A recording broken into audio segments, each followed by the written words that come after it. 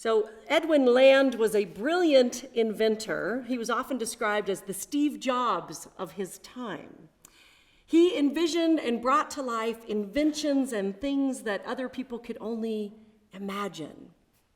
But on one sunny winter's day back in 1943, it was a question from his precocious 3-year-old daughter that would inspire his latest invention.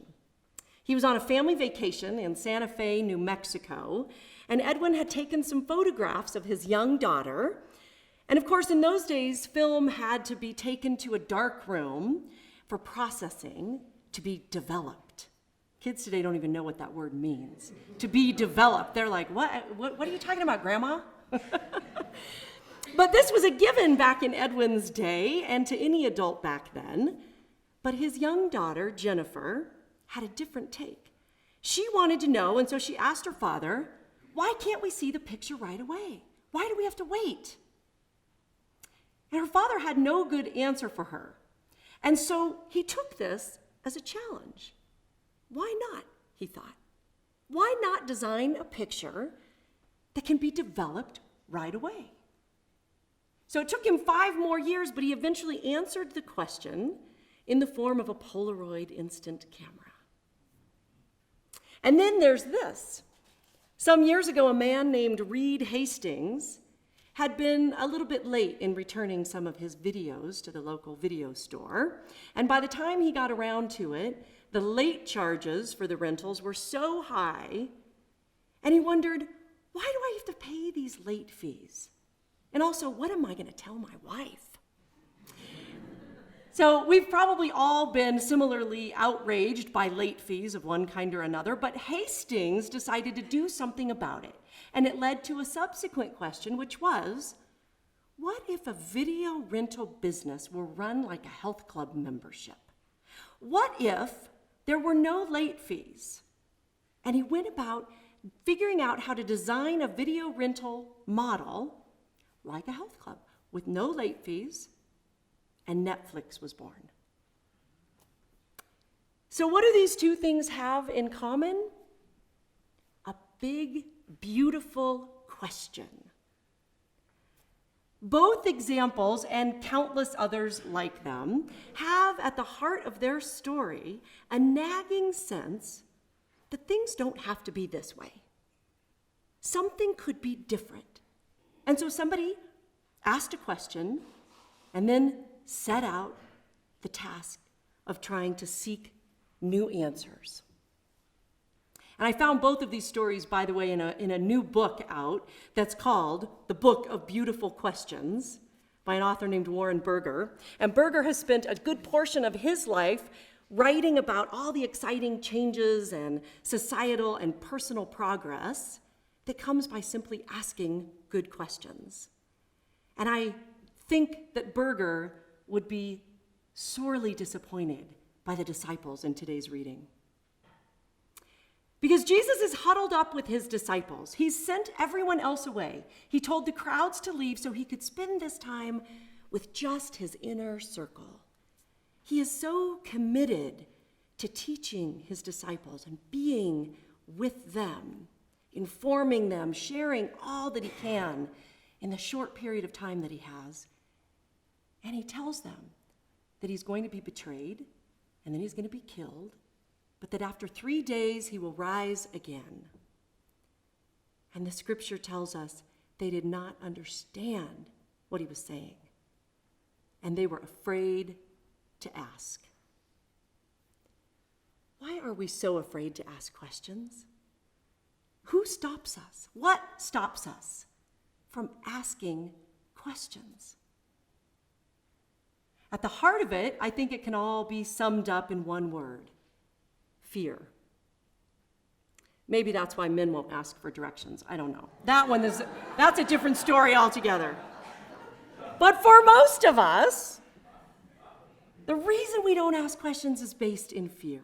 Fear of appearing less intelligent or incompetent, fear of stupid questions, fear of seeming ill-prepared or unsure, or of losing control, losing face. And I think when it comes to our religious traditions, we're afraid of disappointing someone. Our favorite priest or pastor, maybe parents or mentors who've nurtured our faith along the way. And some people may even think, I may not be able to be part of this particular church or this denomination if I don't agree with everything. No questions asked. And for some, that last statement is particularly true, and it poses a real threat to integrity. How can I be part of this church? How can I be part of this faith tradition if I disagree or if I have questions about something? And so they leave. They walk away from the church and religion and God altogether sometimes because, like the disciples, they were afraid to ask. But then Jesus is like, just bring it. Bring your questions. And he kicks it off himself with an open-ended, thought-provoking questions to his disciples. He walks up to the disciples after their long walk to Capernaum, and he casually says, "So, what are you guys talking about back there?" And what were they talking about? They were arguing about who was the greatest among them, who, in fact, was most deserving of being seated next to Jesus. And so when he asks the question, they're like, nothing. They didn't want to tell him. They didn't want him to know that they were arguing about, that it was something so unimportant, irrelevant. And isn't that the way we do it sometimes too? There's something so immense that's happening all around us, but we don't understand it, or we don't know how to fix it. We don't know what the next right step might be, and so we take something utterly unimportant, maybe even untrue, and we debate it. We make it be the most important thing, when really it's just smoke and mirrors. It's covering up something, or it's a way for us to feel more sure of ourselves in the face of some overwhelming reality that we don't know how to address. At any rate, Jesus points out to his disciples in this particular scene, and to us as well, the truth of our faith. That faith is not about certainty, it's about wonder. It's not about answers, but about questions. It's not about experience, but and concrete thinking. It's not about those things, but in fact, it's about bringing a childlike wonder to our faith life. Jesus is basically saying that the first question of our faith should be exactly what he himself asked the disciples. So, what are you guys talking about? Let's get into that, he seems to be saying. Faith is a conversation. And the subject matter, of course, that they were discussing could be a whole sermon in itself. Who's the greatest? As though faith is a competition of some sort. But today, I'm more interested in this. Jesus wanted to know what was on their minds. What are you talking about? What's the conversation like with you and your friends these days? What's on your mind? What questions do you have? What's the buzz? I love that Jesus wanted to know what was on their minds. We need to be able to foster that sort of spirit of inquisitiveness and imagination in our religious lives. We need to be able to have dialogue and discovery. I want us to be a community that is willing to ask each other, what do you think? Questions and dialogue are essential to our faith. Answers and agreement are not a necessary ingredient to living in community. Now, I want to say that again because I believe that this is true of so many areas of our life, not just in our churches, in our religious lives, but certainly including our faith. Questions and dialogue are essential. Agreement is not a necessary ingredient to living in community. Consider that doubts have been part of our Christian faith since the very beginning. Not only did none of the disciples anticipate Jesus' death on the cross, but his resurrection was even more incredible and downright shocking. In fact, in all 4 of the Gospels, the reaction to the news of the resurrection is never, "I knew it." It's always doubt. The men, the disciples that Mary Magdalene runs to, were absolutely skeptical, thinking she must have been hallucinating. Thomas said, "Prove it. I want to put my fingers in the holes in your hands before I'll believe the resurrection." Why do we doubt? Because the life and the death and the resurrection of Jesus were so logic-defying and world-changing that, quite frankly, if we are not having questions, if we do not have more questions than concrete answers, then we're probably not paying close enough attention to the mystery of our faith. Since the dawn of time, people have been asking all sorts of questions about religion. Things like who or what is God? What is the meaning of life? Why are we here? Does God allow bad things to happen? Am I going to go to hell for this or that? And what is hell? These are huge, unanswerable questions for the most part, at least in this lifetime. But it tells us that we are all wired for meaning. We are trying to make sense of the life and the divinity and the universal chaos and order. And many people, both inside and outside of our churches, are trying to make sense of what they always thought was faith.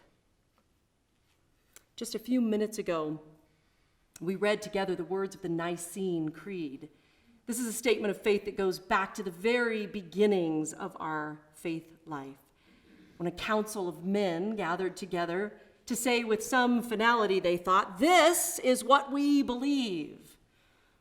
And if you grew up in a mainline tradition in the Lutheran Church, Episcopal, Methodist, Catholic, Presbyterian, any of these mainline churches, this is probably very familiar words to you this morning. For some of you, it might be the very first time you've ever heard it, though. These ancient words are core to our Christian traditions. And yet I hope one thing when you heard those words this morning, I hope you question them. Not because I think they're bad or wrong, I don't, but because I think you have a right to question them in order to deepen your own knowledge and understanding. And if there's one thing that I'm absolutely certain of, it's that when you undertake a journey like that, a journey of examining your very faith, God will guide you to the truth with a capital T. Last week, we had an opportunity to preview a film here at Snowmass Chapel. We did a screening of a new film out called The Road to Edmond. It tells the story of a man who goes on a road trip with his father. Well, actually, he goes on a road trip with his father's cremains. His father has just died, and he takes his father's cremains with him on a road trip to visit some of the various sites that were important to him and to his father when he was a child. He has a large suitcase that he takes with him, and this suitcase is filled with some, memorabilia and things that were important in his relationship to his dad. And so this guy drives all around the state of Colorado, actually, and he visits the places that he and his dad used to go, lugging this suitcase with him to each spot. And at every stop, he would open the suitcase, pull out some souvenir or photo or something meaningful, and he would reminisce about what the place meant to him and why. Sometimes he would leave. Sometimes I was going to say first, sometimes it was very poignant and sometimes it was a little weird. Some of the places that he visited could be a little strange. And it gave us insight into who this guy was, gave us insight into who he was becoming. But before he left each place, he would take one of these souvenirs and he would study it, examine it, think about it, process it, and then he would either leave it behind or he would pack it back in the suitcase and take it with him. What a great metaphor for us. We all have these giant suitcases filled with things that we were either taught or ideas that we formulated about the world and the people and the way that things operate in the world.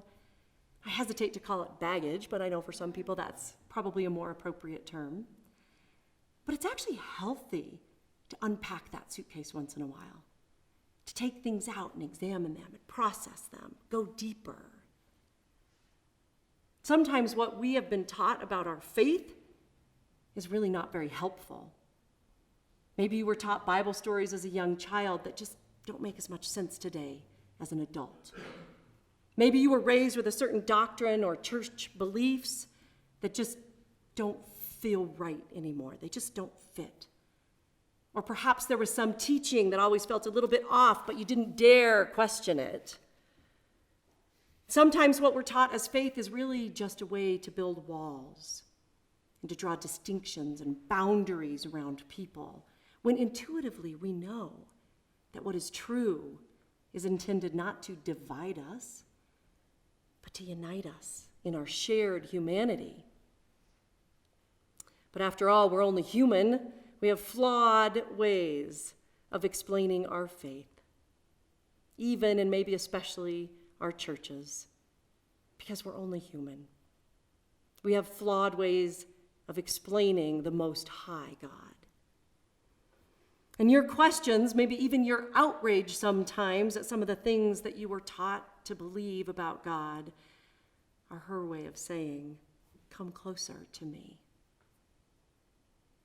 For me, faith is something that gives me confidence that things in my life and in the world will not only work out, but will work out for good.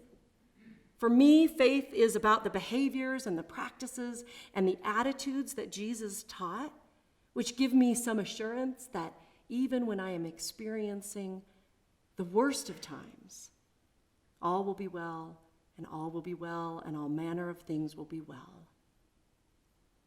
Faith for me is knowing that, as Sarah just sang in that song, that we don't have to come to Jesus on anybody's timeline but our own. And that whenever that happens, whenever and wherever we are on our journey, God will meet us there with shouts of, I love you, I love you. It was a beautiful lyric. Faith is not blindly clinging to ritual and tradition. Faith is clinging to Jesus. And if that means questioning, then you can take some assurance and take some heart in this. Jesus said, seek, and you shall find. So what are you wondering about? What are you talking about back there? What's on your mind? What are your big, beautiful questions? And I ask that a little bit rhetorically, but I really want to know. So, if you'll take out your bulletin, on the last page, you will see, no, not the last page, the first page, you'll see what is your big, beautiful question at the bottom. And I want you to just reflect on that for a little bit. I want you to think about that as we sit here this morning, and I would love you to jot down 1 question, 5 questions, whatever you have, rip it out, and when the offertory plate goes by this morning, drop it in the offertory.